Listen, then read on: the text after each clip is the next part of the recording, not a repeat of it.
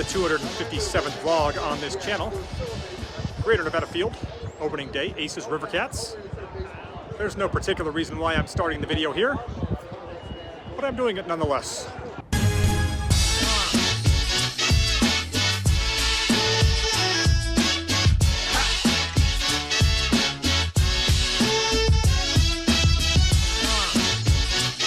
This video may be starting off in downtown Reno. And by the way, that's a place where the El Dorado has a mystery box on its floor scheduled to be opened soon. And I'm not gonna lie, it has me curious as to what's inside. But regardless, this won't shock you that since there's only one poker room in Reno that has games bigger than 1-2, the downtown Reno is not where I'm playing. On this Thursday at Peppermill Reno, the floor was being run by the bald dome of Keith Dames, who, if you ask me, has always handled that job extremely well, dating back to his days at the Atlantis. We'd fire up a game at 11 a.m. on table 1, and a few guys insist on implementing bomb pots.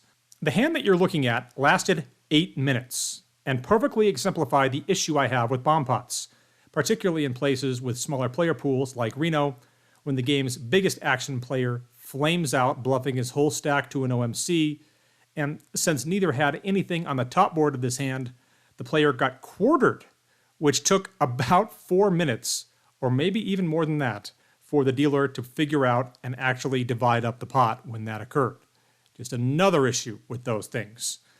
Also, bomb pots may not be good for the room, I don't think, but you know what is? Bugsy's Royal Flush Club. The bling, back this spring. As you can see, Kayla rocking this week. As for the actual hands on this day, the first hand I'd get involved with of any consequence would come when I would raise ace deuce of diamonds, middle position 2, and get a call from a player in the hijack who plays a lot of hands, and the player in MP1 with the rock. So with 105 in, the board comes out ace 8-3 rainbow. MP1 checks, and I bet another 35. Not shockingly, the hijack calls with the other guy going out. And with 175 in, the turn is the 4 of spades. With my premium kicker, I just bet 50 here, and sure enough, I get a call. With 275 in, the river is a complete brick. So, I figure I have the green light to keep value betting my ace. I make it just 60, specifically targeting his 8s that he has that obviously didn't run into 2 pair. He does give it some thought, but ultimately throws the hand away. My guess would be that he was even weaker than an 8 in that one.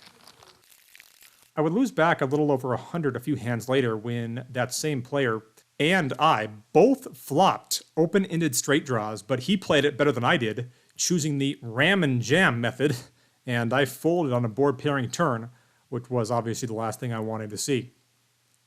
After feeling like I hadn't gotten involved enough over the next hour, I'd open King-Jack, middle position 2, over the rock on my right. Low-Jack calls, as does the straddle. So with 105 in, the board comes out King-Jack 8-2 hearts, giving me top 2.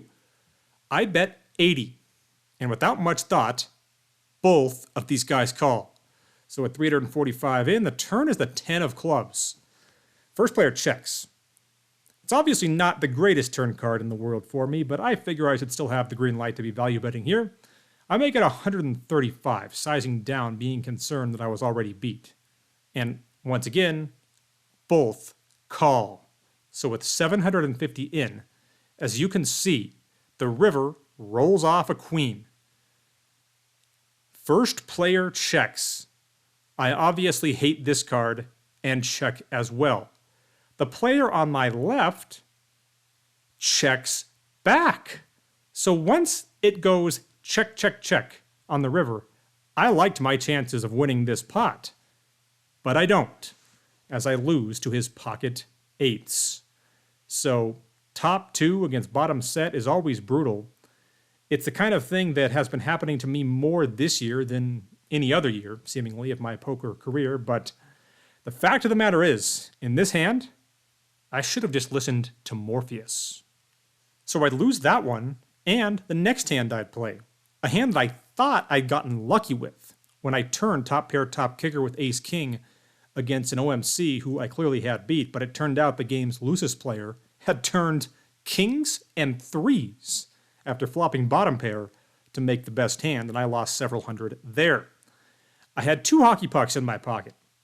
And I'd put them both into the game. So I was now in for 3,000 on this Thursday. I'd lose 4 small, uninteresting pots. For Christ's sake, you guys. But got some back when I won about 200 with my ace-jack prevailing against king-queen in an all-in pre-flop situation. This is a mid-session update. The Oakland A's are moving to Las Vegas. The Tropicana officially shutting down this week, and the news announced about them playing in Sacramento until then. And as a sports fan, I cannot recall seeing something that fewer people want to have happen that's actually happening. A's fans don't want it. Las Vegas, the citizens of, don't want them. People who live in the state of Nevada don't want public money to go towards this stadium, and yet that's happening. And yet, I will leave myself open to being called a hypocrite, unfortunately, because while I don't want to see it happen either, when the Giants go down there to play a game, I'm probably still going to go see them.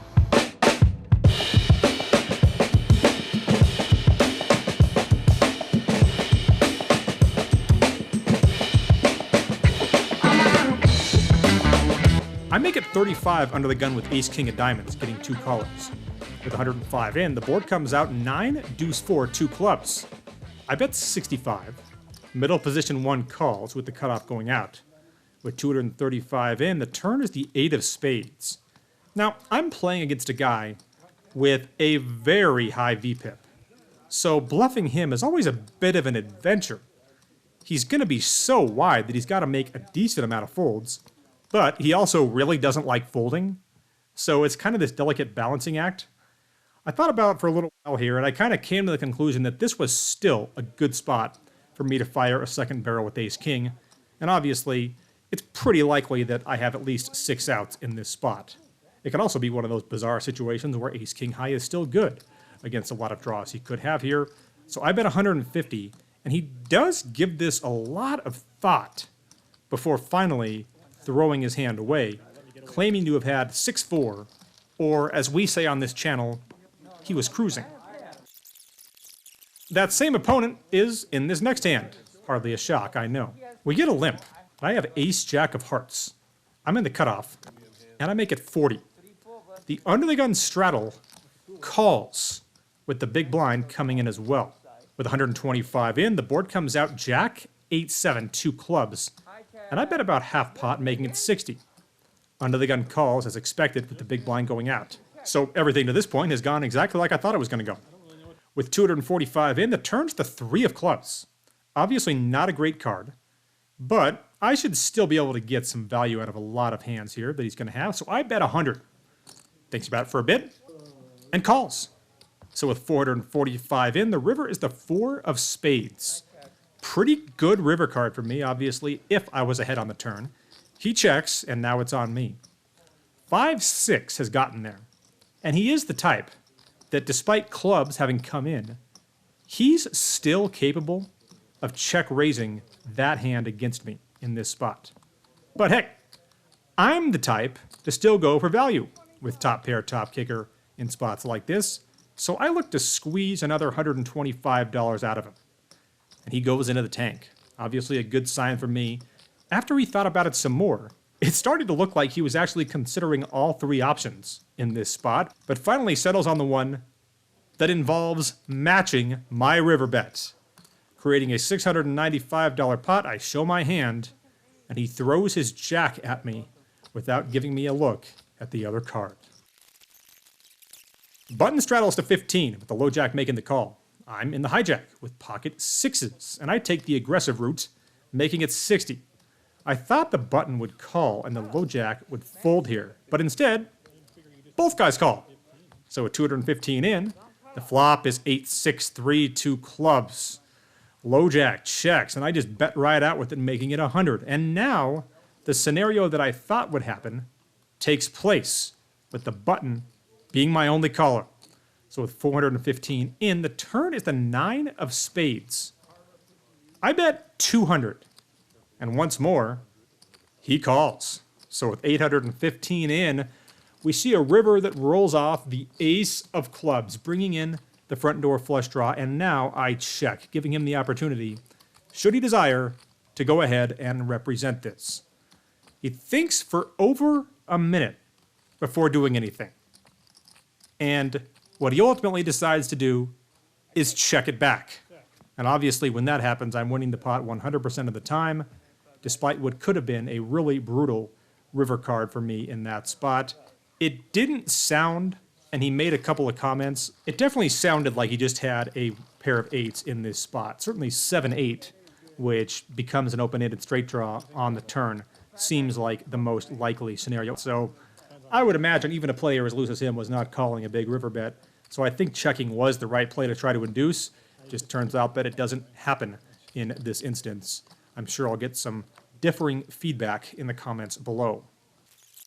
Speaking of 7-8, I'd win about 200 in a hand where my 7-8 of hearts went runner-runner 2 pair after the flop got checked through, and I was able to pick off a river bluff when my opponent tried to represent a one-liner to Broadway. And that takes us to this hand, featuring something that you haven't heard me talk much about in 2024. Most of the pots you've seen me play today have come against the same mask-wearing individual who, while being the nicest guy in the world, rarely folds anything before the flop. So I was surprised that while he was away, this hand would come against 2 other guys, both equally nice, amazingly. It's like I had the 3 nicest guys in poker all on my left in this game, but neither of these 2 ever give me any action. It would come when I would open King 10 of clubs to 35 from the low jack, and the hijack and cutoff would call. So with 110 in, the board would come out King 9-3, 2 clubs, giving me a pair and a flush draw. Given the fact that these 2 guys, as I mentioned, don't figure to give me action all that wide, I bet small here, making it 40. Hijack calls quickly here with the cutoff folding. And with 190 in, the turn is an offsuit 6. This time I bet 125. And, once again, without much thought, he calls. So with 440 in, the river, and I haven't been able to say this much this year, is a slightly above average card for me. Became a matter of sizing here, and I'm certainly hoping that he's going to have a decent amount of flushes, but I also wanted to give him the opportunity to bluff catch with some other hands. So I bet 250. It soon became pretty apparent that he too hit a flush in this spot, as he makes it 700. So these spots are always interesting because your hand really becomes face up when you put in this next raise in this spot. He has 1100 behind, and I have him covered. I hate making the mistake of trying to go for it all here because if they have anything other than the second nuts, you don't stand any chance of getting called most of the time, and even then, it can be tough. And against this particular opponent, who I happen to think is pretty good, I think it's going to be really tough. So I thought about just min-clicking it back, but I just thought that was too weak to show on the vlog. In all honesty, and I hate to admit it, but that was my thought process. My instinct was to just min-raise, but I thought it was too weak. So I make it 700 more. Not entirely sure about that sizing, but either way, it might not have mattered because he doesn't waste any time tossing his cards into the muck, claiming that he had a baby flush, which is interesting because he didn't claim to have, one of the 2 or 3 flushes that might have considered it. He said he had a very small one, so in that case, it probably wouldn't have mattered. I was going to get a fold regardless. I'd finally get a seat change to a better filming angle later in the day, but unfortunately that would come when the session was just about over. I did win one more hand of a little bit of significance that would come when I would raise King 10 and get a king high flop. Despite an ace hitting the turn, I still got paid off on the river by King 4 and would stack those chips before ultimately racking up and booking a comeback win on this Thursday at Peppermill.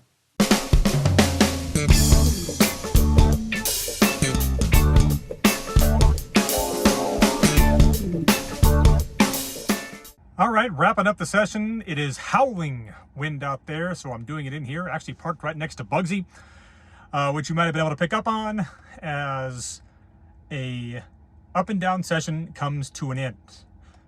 I had a feeling I might catch a few hands today because I didn't waste any time doing it in the previous couple of sessions that I played, one of which I bought in for 1,000, got bled down to I think 600, opened queens to 35, and a guy re-raised me to 200. And I just decided to go with the queens in that spot. And of course was up against pocket aces against an unknown opponent.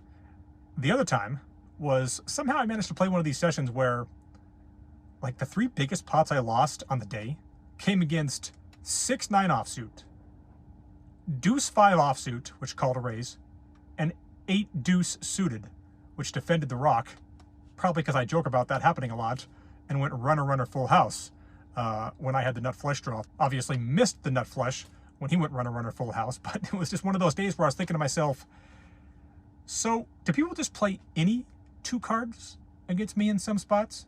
Because, you have those days, right? You have some days where you find yourself thinking, well, if I don't have the nuts, I'm never going to win. And then other days, people are just playing any 2 cards. It's kind of weird how that works. As far as this session, looked like I was going to book a $1,000 loss if things continued on the trajectory they were on early. Ended up getting out of here for a $1,540 win. In for $3,000, out for $44.5. So I'll take it.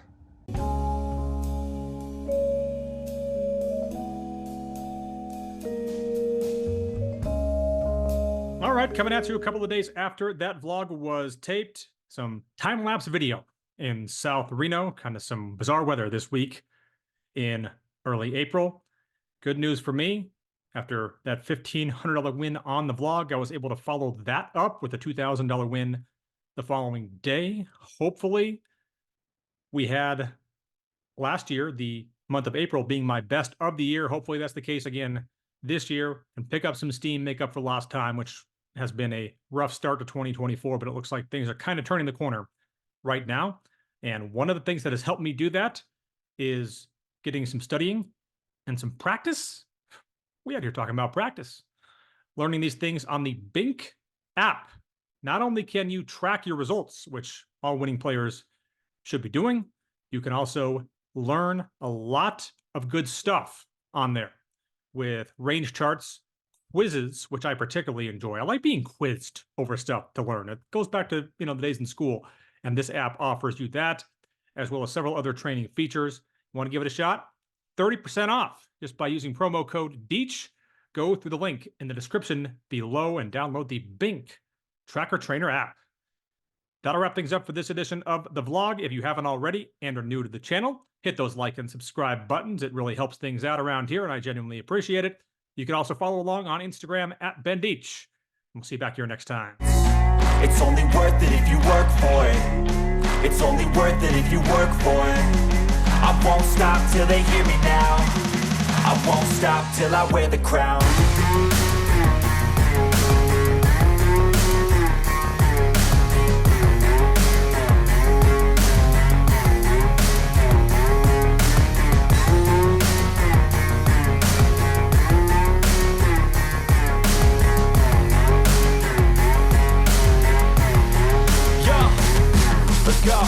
I'm just telling you to fight for your dreams, but it's not what it seems, man, it's hard to be